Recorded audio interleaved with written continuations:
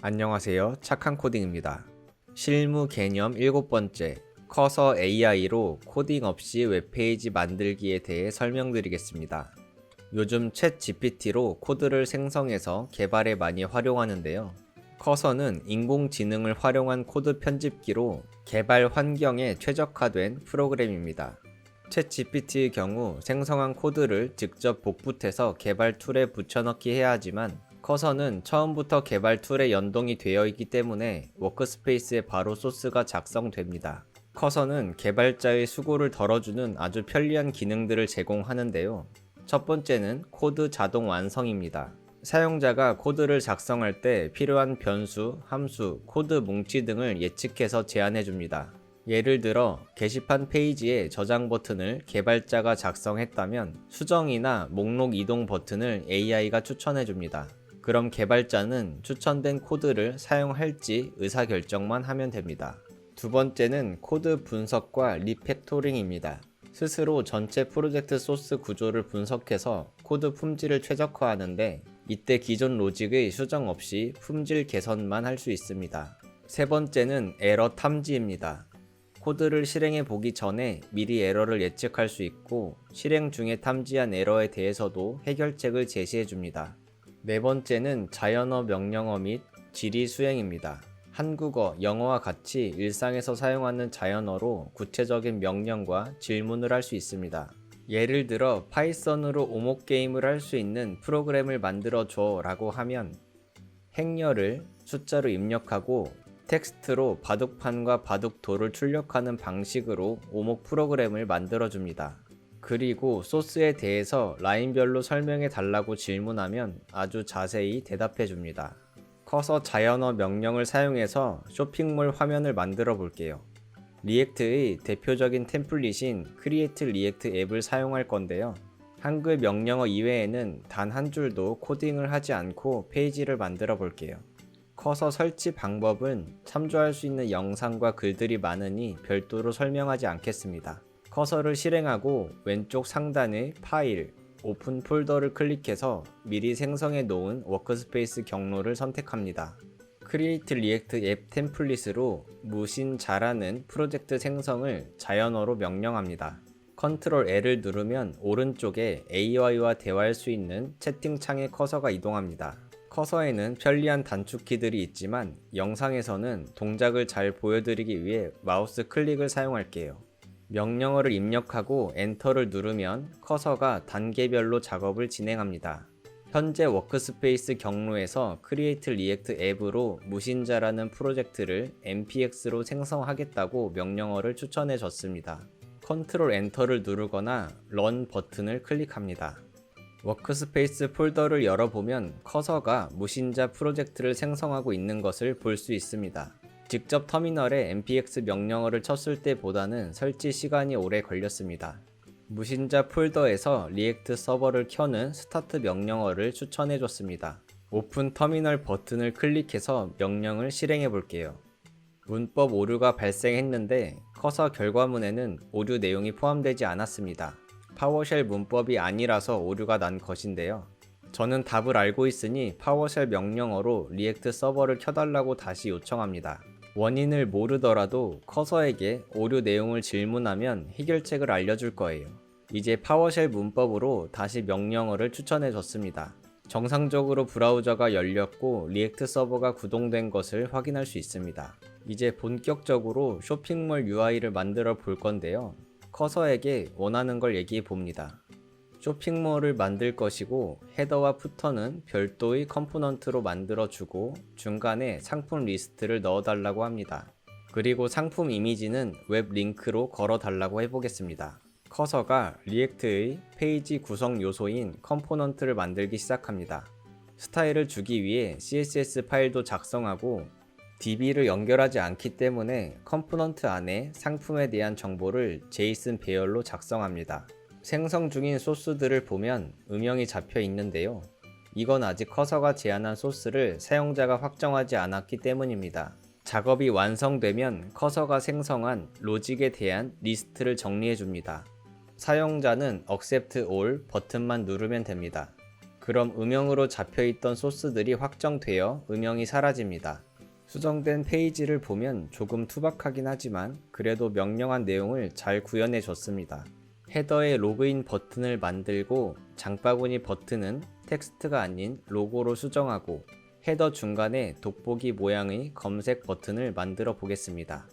장바구니 아이콘 사용을 위해 패키지를 설치한다고 하네요. 허락해 줍니다.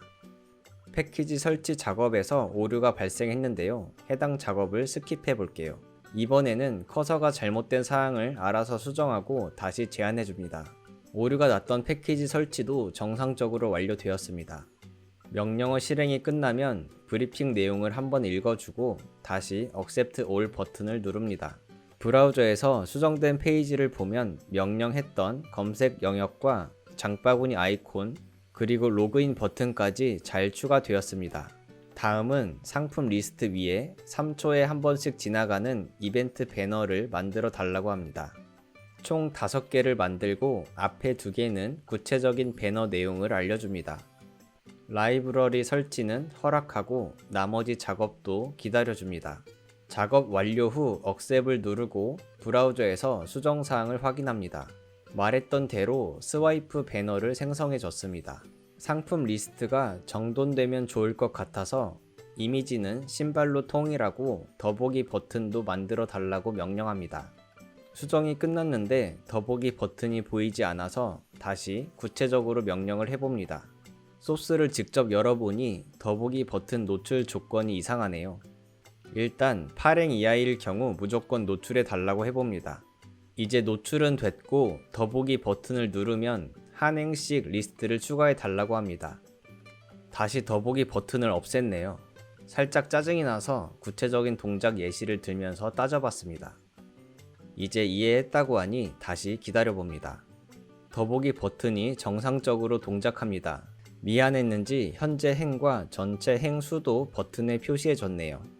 일단 칭찬을 해주고 로그인 버튼과 연결할 로그인 페이지를 만들어 달라고 합니다. 사이트의 전체적인 색상도 네이비와 블랙으로 수정해 달라고 요청해 볼게요. 페이지 라우팅을 위해 리액트 라우터 돔 패키지를 설치합니다. 투박하지만 깔끔한 로그인 페이지가 완성됐습니다. 로그인 버튼을 눌렀을 때 로그인 페이지로 이동합니다. 백엔드 서버를 연결하지 않기 때문에 제대로 된 로그인 구현은 어렵겠지만 하드 코딩으로 로그인이 된 것처럼 보이게 만들어 볼게요. 아이디를 ABC, 비밀번호를 1234로 입력했을 때 로그인이 되도록 하고 로그인 정보를 브라우저 쿠키에 저장하도록 요청해 보겠습니다. 저장된 쿠키 값이 있다면 로그인, 없다면 로그아웃 상태로 판단하고 그에 맞춰서 로그인, 로그아웃 버튼과 장바구니 버튼을 노출하도록 명령해 볼게요. 쿠키를 사용하기 위해 JS 쿠키라는 패키지를 설치합니다. 수정된 화면에서 로그인을 해보니 로그인 후에도 계속 로그인 버튼이 노출됩니다. 개발자 도구로 쿠키 값을 보면 쿠키는 유저라는 이름으로 잘 생성되어 있습니다. 유저라는 쿠키 값을 로그인에 사용하라고 다시 명령해 보겠습니다. 여전히 되지 않습니다. 로그인 버튼 클릭 후 홈 화면으로 이동 시 로그인을 유지해 달라고 요청합니다. 수정 후에 로그인을 시도하니 홈 화면 이동 후 로그인이 유지됩니다. 로그아웃 버튼을 누르니 쿠키가 삭제되고 로그인 버튼을 정상적으로 노출합니다. 마지막으로 장바구니 페이지를 만들어 보겠습니다. 로그인 후 노출되는 장바구니 버튼을 눌렀을 때 장바구니 페이지로 이동하도록 합니다. 장바구니에는 상품 5개를 노출하고 수량을 체크하고 수정하는 기능을 추가합니다. 상품 영역에는 상품명, 1개당 가격, 배송비를 노출하고 상품 왼쪽에 체크박스를 만들어 체크한 상품에 대한 합계 금액만 합산되도록 합니다. 이때 배송비 3,000원도 포함합니다. 다시 로그인을 하고 장바구니 페이지로 이동합니다. 장바구니에 담긴 상품을 체크하면 선택한 수량만큼 주문 금액에 합산됩니다. 배송비도 빼먹지 않고 추가해줬네요.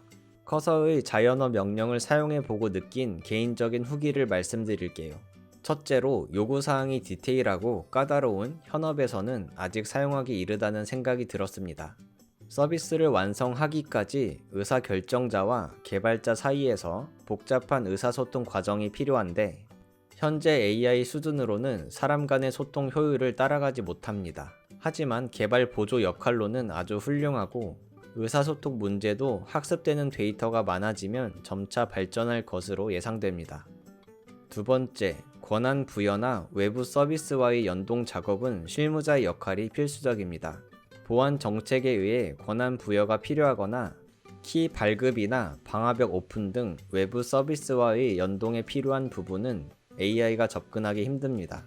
셋째, 사용하는 기술에 대한 배경 지식과 이해가 없다면 통제 불능 상황이 될 수도 있습니다. 만약 자연어로 명령어를 실행해 잘 돌아가는 서비스를 만들 수는 있겠지만 개발에 사용한 언어, 라이브러리, 프레임워크 등에 대한 이해가 없다면 이후 유지보수에서 어려움을 겪을 수 있습니다. 개발은 AI가 하더라도 코드가 맞는지 검토하고 전체적인 로직을 파악할 수 있는 작업자는 필요할 것 같습니다. 넷째, AI에 과도하게 의존하면 작업자의 문제 해결 능력이 떨어질 수 있습니다. 프로그램 기술에 대한 지식이 있는 개발자더라도 오랜 기간 AI에 전적으로 의존한다면 긴급한 상황에서 문제 해결 능력이 떨어질 수 있습니다. AI도 프로그램이기 때문에 버그가 발생하거나 해킹 공격을 받을 수 있는데요. 이때 개발자가 스스로 원인을 파악하고 해결할 수 있어야 합니다. 개발자도 로직에 대해서 꾸준히 공부하고 모니터링해야 합니다. 다섯째, 라이브러리 설치나 명령어 실행 소요 시간이 오래 걸립니다.